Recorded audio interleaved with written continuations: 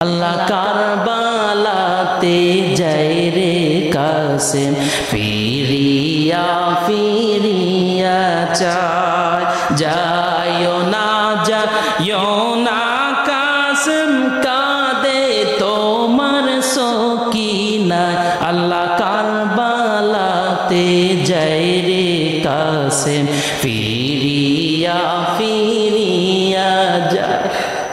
দয়াল নবীজি মায়ার নবীজি নর নবীজি জিন্দা নবীজির আওলাদ যখন কারবালার প্রান্তরে ফরাত নদীর তীরে অবস্থান করলেন, অবস্থান করার সাথে সাথে চতুর্দিক এজিদি সৈন্যরাও ঘেরাও করলেন, কোন দিকে আর যেতে দিলেন না। কি করবেন? ইমাম হুসাইন তার সঙ্গী সাথীদেরকে বললেন, মাটি খোঁড়ো, কাঠ আনো, খাবার প্রস্তুত করো। দেখা গেল যখন মাটি খুঁড়তে যায়, মাটি খুঁড়তে যে মাটি থেকে পানি বের হয় না, বের হয় রক্ত। বলেন না সুবহানাল্লাহ। আবার মুহাদ্দিসিন কিরাম বলেন 7 দিন মুহররমের 7 দিন যখন হয়ে গেল তখন তাঁবুর ভিতরে পানি নাই, পানি শেষ। পানিও কিন্তু আনতে দিতে যাচ্ছে না এজিদি সৈন্যরা। তখন ইমাম হুসাইন বললেন, পানি খোঁড়ো, মাটি খোঁড়ো। মাটি খুঁড়লে মাটি থেকে পানি বের হবে, পানি পান করো। আমরা গভীর নলকূপ থেকে পানি আনি, ঠিক কিনা বলেন? আসলে কিন্তু এই পানি হলো মাটির ভিতরের পানি, ঠিক কিনা? বালুর ভিতরের পানি। দেখা গেল ইমাম হুসাইনের সঙ্গীরা মাটি খুঁড়তে দিয়ে পানি বের হয় না, পানির বদৌলতে রক্ত বের হয়। ইমাম হুসাইনের কাছে যে বলে, হে আমাদের ইমাম, নবীজির কলিজার টুকরা হুসাইন, আপনি বলেন মাটি খোঁড়ার জন্য মাটি খুঁড়তে দিয়ে পানি বের হয় না, পানির বদৌলতে রক্ত বের হয়। সঙ্গে সঙ্গে ইমাম হুসাইন বলেন, ও আমার সাথীরা, শোনো শোনো, এটা তো নূতন কোনো ঘটনা নয়, এটা হলো পুরাতন ঘটনা। কেননা ইমাম হুসাইনের সাথে নবীর 2 জন বিবি ছিলেন, একজন উম্মে সালমা। বন্ধুজন ভাইরা আমার, উম্মে সালমা ভবিষ্যৎবাণী করেন যে আমার নবীজি বলে গেছেন, ইমাম হুসাইনও বলেন, নানাজি বলে গেছেন, ও আমার কলিজার টুকরা হুসাইন, যেই জমিনের ভিতরে পানির বদলাতে রক্ত প্রবাহিত হবে, মনে করবে ওই মাটিতে তোমার কোরবানি হবে। বলেন না সুবহানাল্লাহ। এইবার কাঠ কাটতে দিয়ে সিরাতের কিতাবে, ইসলামী হিস্টোরিতে বাবে কথাগুলো এসেছে যে ইমাম হুসাইনের সঙ্গীরা কাঠ কাটতে দিয়ে কাঠ থেকে রক্ত প্রবাহিত হয়। বলেন না সুবহানাল্লাহ। দেখেন, এইবার ইমাম হুসাইনের কাছে এসে বলে, হে আমাদের ইমাম, আপনি বললেন কাঠ কাটার জন্য, কিন্তু কাঠ থেকে রক্ত বের হয়, আর ওই কাঠ আমরা কাটতে পারতেছি না। আপনার চোখের সামনে যদি কাঠ কাটতে দিয়ে রক্ত বের হয়, আপনি কি কাঠ কাটবেন? কখনোই কাটবেন না। মাটি খুঁড়তে দিয়ে যদি রক্ত বের হয়, আপনি মাটি খুঁড়বেন না। ইমাম হুসাইনের কাছে যখন এই কথা বললেন। ইমাম হুসাইন বললেন, এটা তো নতুন কোনো ঘটনা নয়, এটা তো পুরাতন ঘটনা, আমার নানা জিয়ে বলে গেছে। এইবার 9 তারিখ, কয় তারিখ? 9 তারিখ ইমাম হুসাইনের স্ত্রী শহর বানু, কে বলেন? শহর বানু, তিনি গভীর রজনীতে যখন নিদ্রায় গেলেন, নিদ্রায় যাওয়ার পরে শহর বানু দেখতেছে আওলা কেসে পাগল বেশে কে জানো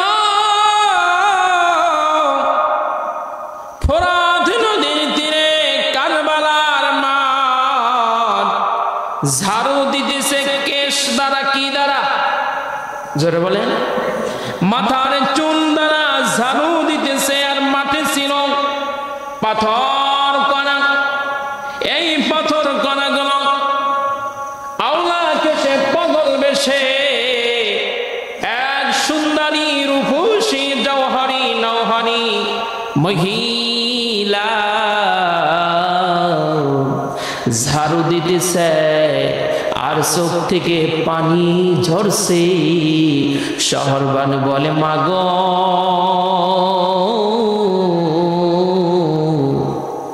আপনি কে গো?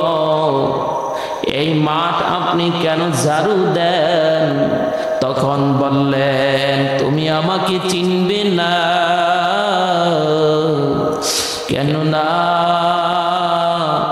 আগামীকালকে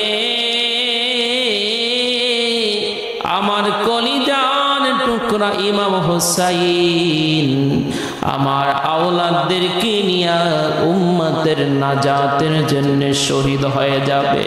ও মা, আমি হলাম তোমার স্বামী ইমাম হুসাইনের মা, খাতুনে জান্নাত ফাতিমাতুজ জোহরা।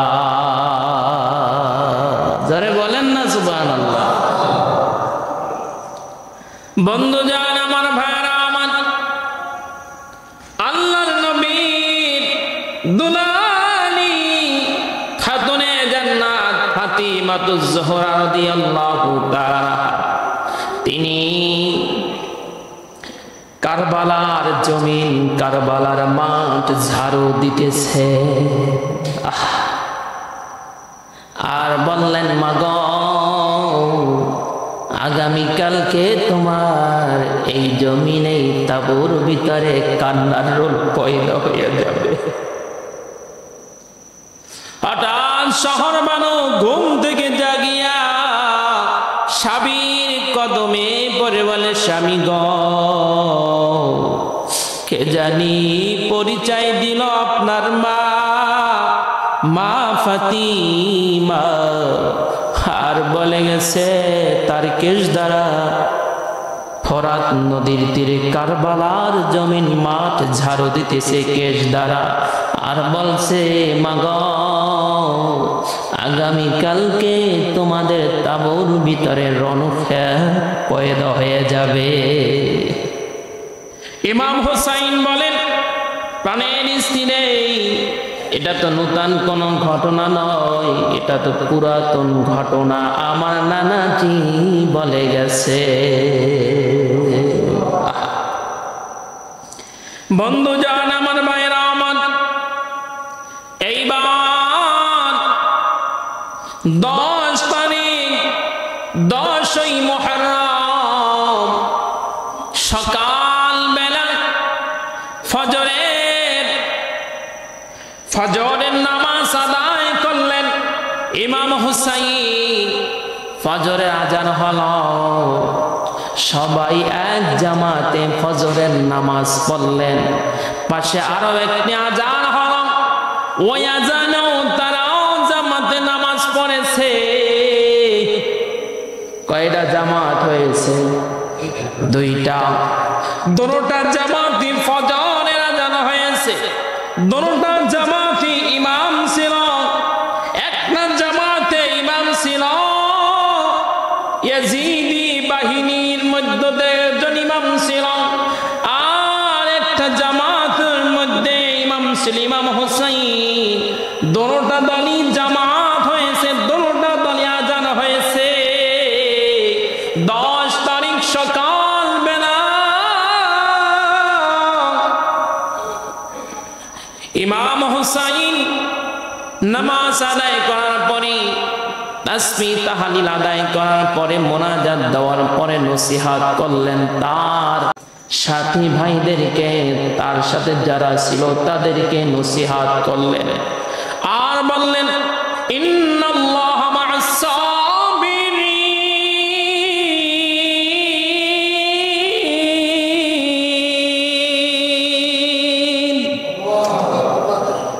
আল্লাহ সুবহানাহু ওয়া তাআলা বলেন নিশ্চয় ধৈর্যশীলদের সাথে, সবুরদের সাথে মহান রব্বুল আলামিন রয়েছেন।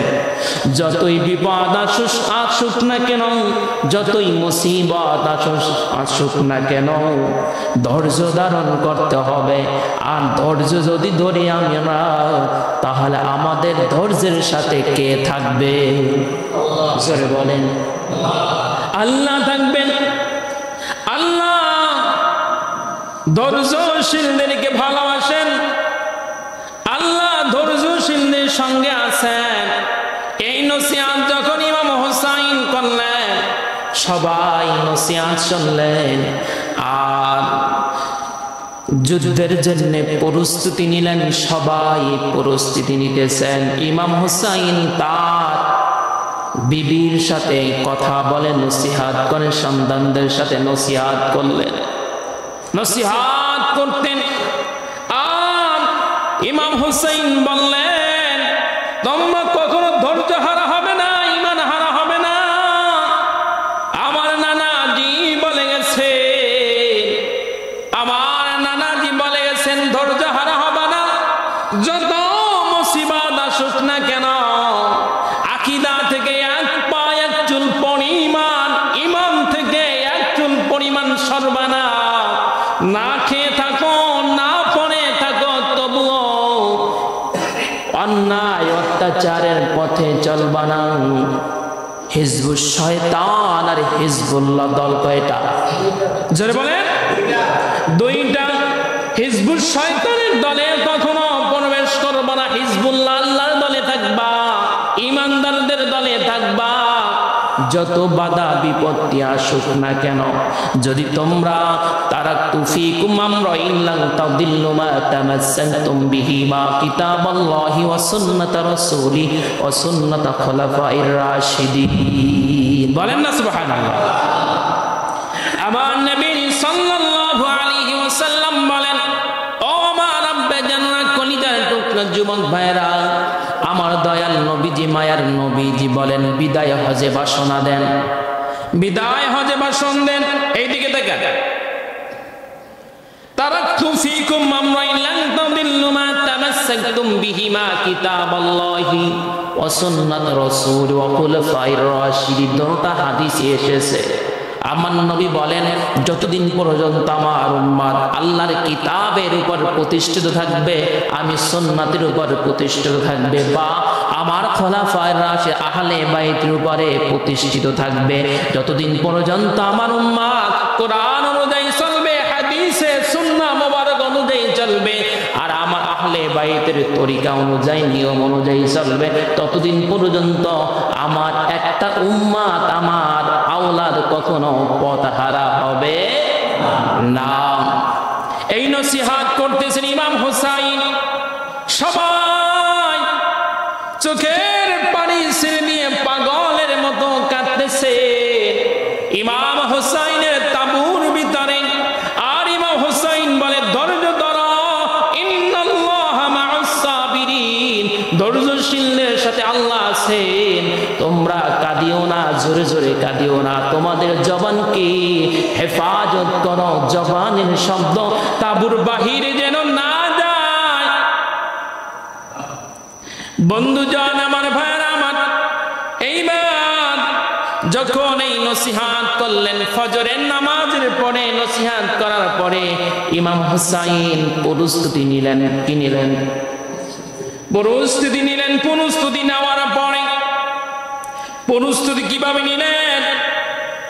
ইমাম হুসাইনের কাছে বাবা আদম আলাইহিস সালাম থেকে শুরু করে হযরত আলী রাদিয়াল্লাহু তাআলা আনহু পর্যন্ত যত উপটুকুন পোশাক ছিল সব উপটুকুন পোশাক পরে প্রস্তুতি নিয়ে এইবার ফোরাত নদীর তীরে কারবালার প্রান্তরে হাজির হলেন।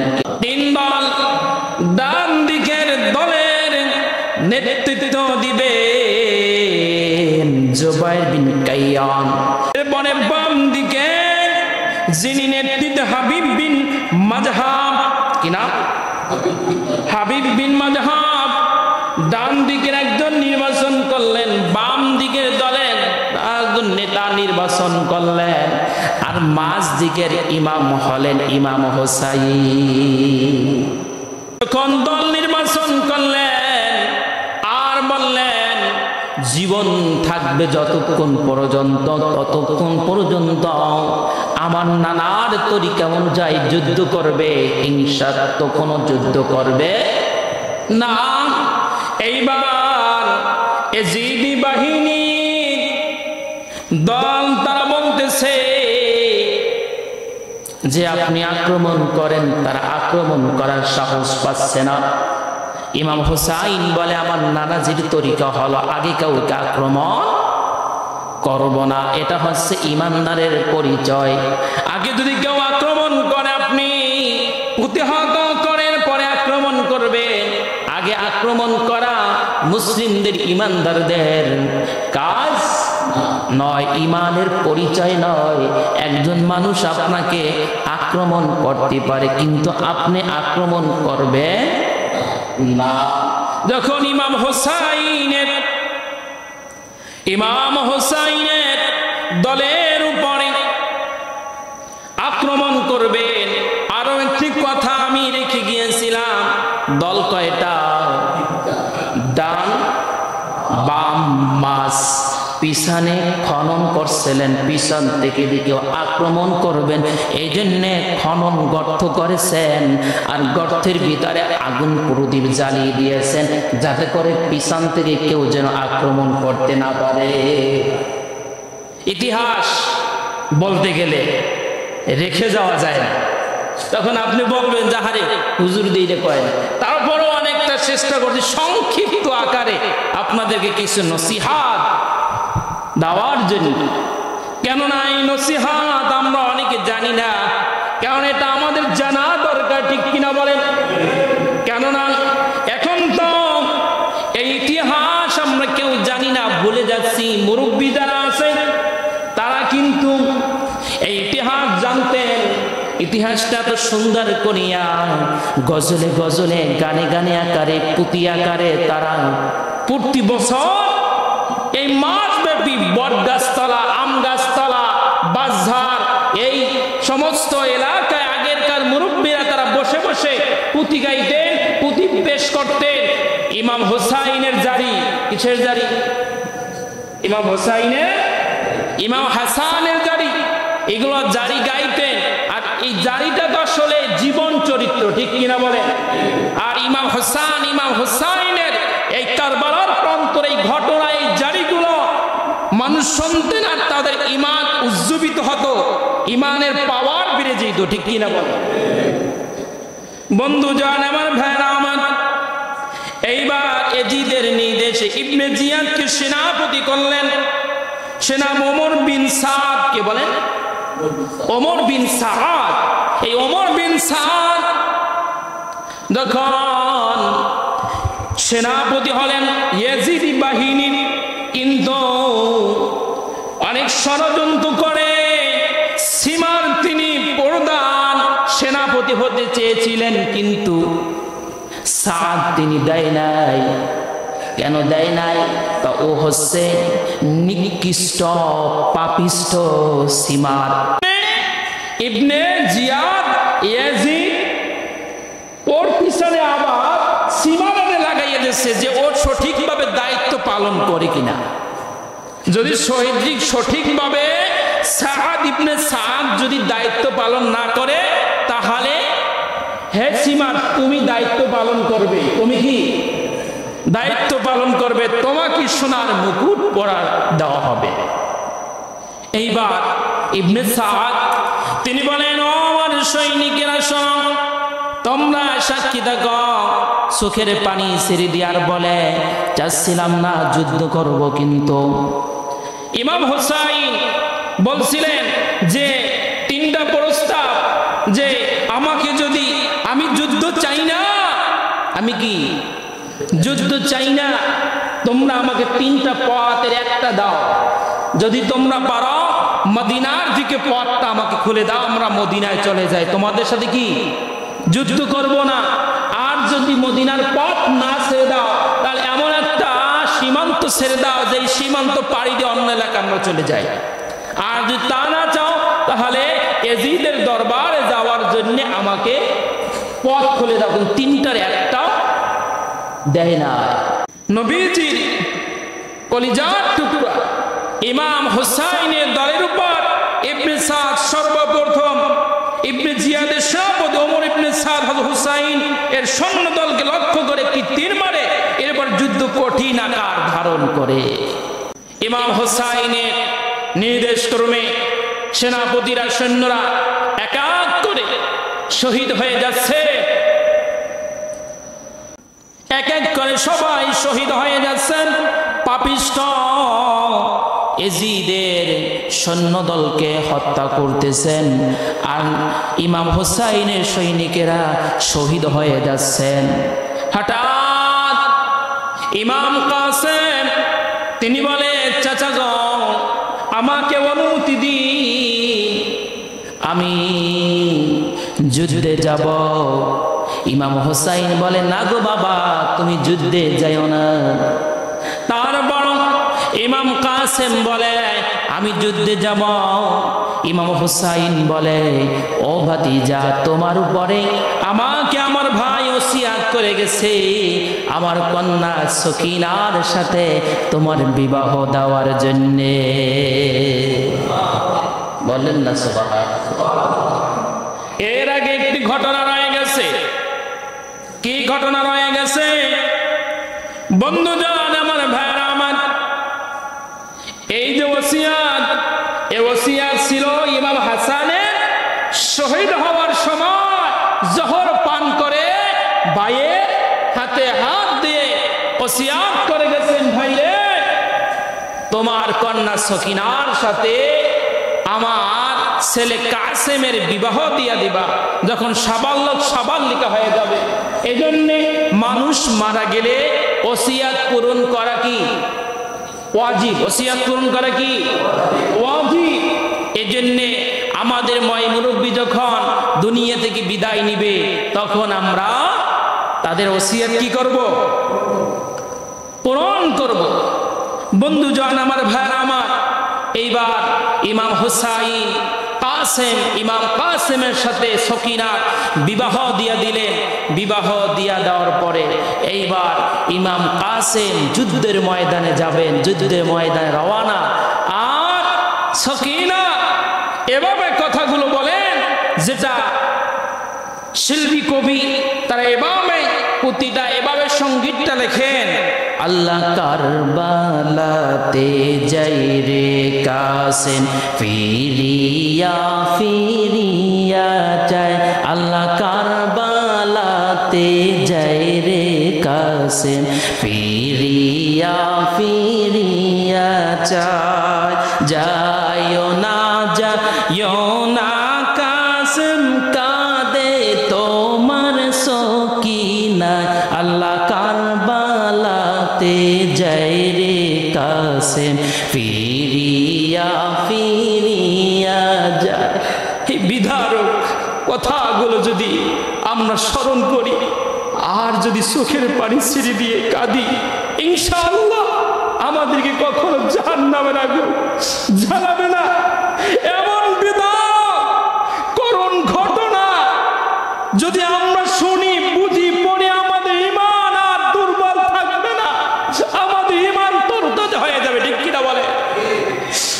কারবালাতে যাইবা যদি এই ছিল তোমার মনে, তবে কেন এই দাসীরে বংশো বিয়ার বন্ধনে। একটা রাতর যাও থাকিয়া, একটা রাতর যাও থাকিয়া, পরাণ আমার ছটফটে। আল্লাহ কারবালাতে যাই রে কাসেম, ফিরিয়া ফিরিয়া চায়। আল্লাহ কারবালাতে যাই রে কাসেম, ফিরিয়া ফিরিয়া চায়। সবর করো ধৈর্য ধর, প্রাণের বিবি সকিনা। ঠিক কিনা? স্বামী মারা গেলে মা বোনদেরকে অবশ্যই ধৈর্য ধরতে হবে। ইন্নাল্লাহা মা'আস সাবিরিন। ধৈর্যশীলদের সাথে কে আছে? আল্লাহ আছেন। ইমাম কাসেম বলে, প্রাণের বিবিরে ধৈর্য ধরো, ধৈর্য ধরো, তোমাদের সাথে আল্লাহ আছে। ইমাম কাসেম বলে, সবর করো ধৈর্য ধরো, প্রাণের বিবি সকিনা। তোমার আমার সুখের বাসর লেখে নাই মাবুদ আল্লাহ। আল্লাহ কারবালাতে যাই রে কাসেম, ফিরিয়া ফিরিয়া চায়। এইবার স্বামীর নসিহত শুনে এইবার সকিনার ভিতরে ঈমান উজ্জীবিত হলো। উম্মতেরি কথা যখন বাবলো বিবি সকিনায়, হাসি মুখে কাসেমেরে রনেতে দিল বিদায়। হাসরেতে যেন পাই গো, হাসরেতে যেন পাই গো, প্রাণের স্বামী কাসেমেরে। আল্লাহ কারবালাতে যাই রে কাসেম, ফিরিয়া ফিরিয়া চায়। ঠিক কিনা? বলেন ঠিক কিনা? বন্ধুজন আমার, ভাইয়ের আমার, এইবার ইমাম কাসেম এজিদি বাহিনীর সাথে যুদ্ধ করে শহীদ হয়ে যায়। এইবার তাবুর ভিতরে পানির অভাব 7 দিন, মুহররম মাসের 7 দিন থেকে 7 তারিখ থেকে পানির অভাব।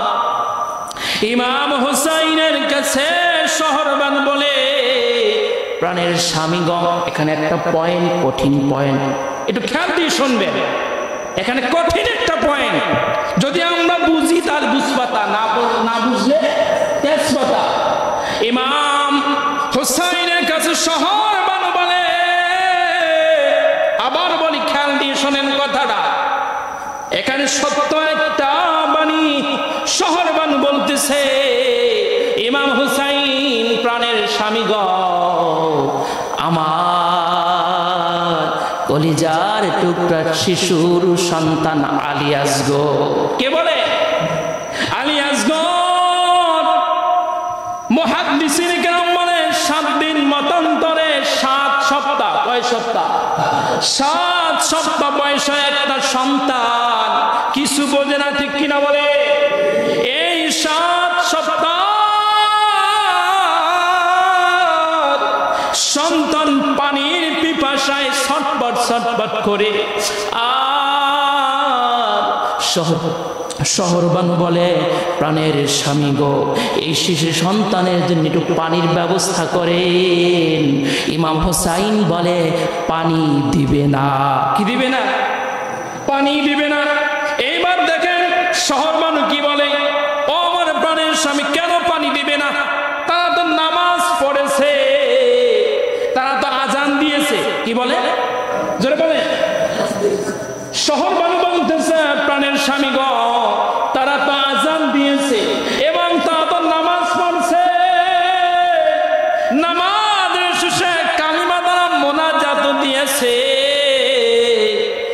তারপরে তারা তো ইমানদার, তারা তো নানা ধরনের কালিমা পড়েছেন, নানা ধরনের তরিকা অনুযায়ী নামাজ পড়েছেন, তাদের মাথায় পাগড়িও আছে, টুপিও আছে, শরীরে সুন্নতি পোশাক আছে,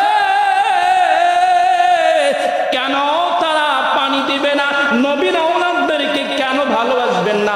আল্লাহ সাল্লাল্লাহু আলাইহি আজরা ইল্লাল মাওয়াদ্দাতা ফিল কুরবা।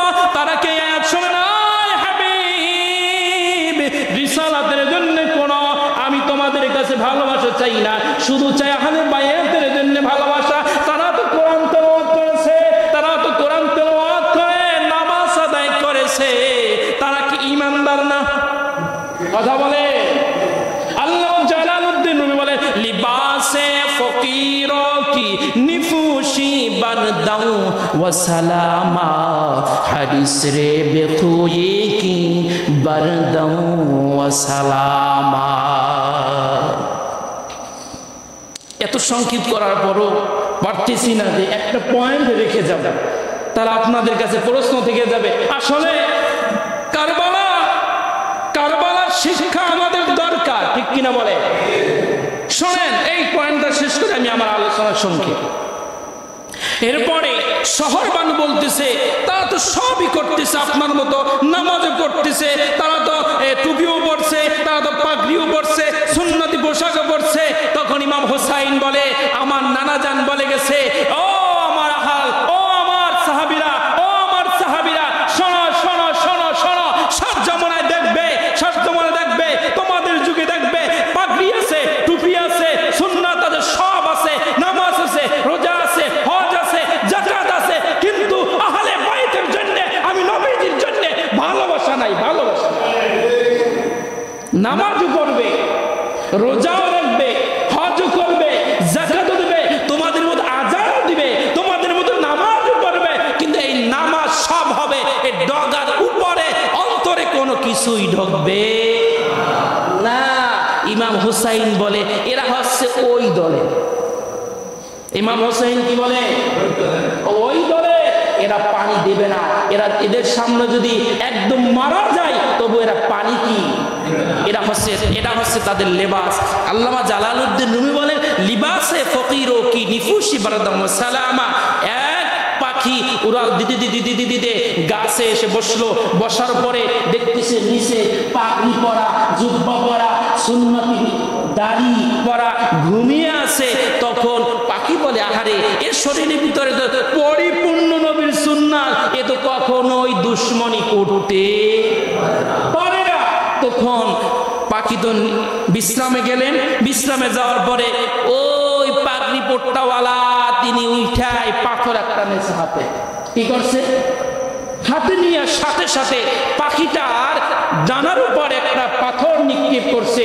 পাথর নিক্ষেপ করার সাথে সাথে পাখিটা বলতেছে, আহারে আমার নবীজি ভবিষ্যৎবাণী করে গেছে, ভবিষ্যৎবাণীর সাথে মিশে গেছে যে শেষ জামানায় টুপিও থাকবে, পাগড়িও থাকবে, দাড়িও থাকবে, সুন্নতি পোশাকও থাকবে, কিন্তু নবীর সিরাত সুরাত আহলে বাইতের ভালোবাসা থাকবে না। তাহলে তুমি তো এক নাম্বার শয়তান, ইবলিস শয়তান, ঠিক কিনা বলে?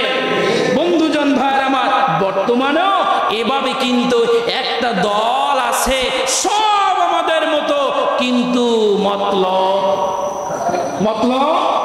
খারাপ। মতলব কি? মতলব আছে চাঁদপুর, এদিকে আবার কই না হুজুর আমরা খারাপ নাকি?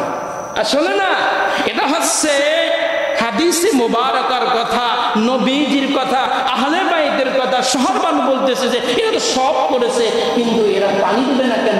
এরা তো সম্পূর্ণ, এটা হচ্ছে সিরাতে ভালো কিন্তু অন্তর ভালো না, মতলব ভালো না। বন্ধুজান ভাইরা আমার, আল্লাহ সুবহানাহু ওয়া তাআলা আমাদের সকলকে পরিপূর্ণভাবে নবীজির আহলে বাইতের উপরে ভালোবাসা পয়দা করার তৌফিক দান করেন। সকল আল্লাহুম্মা আমিন।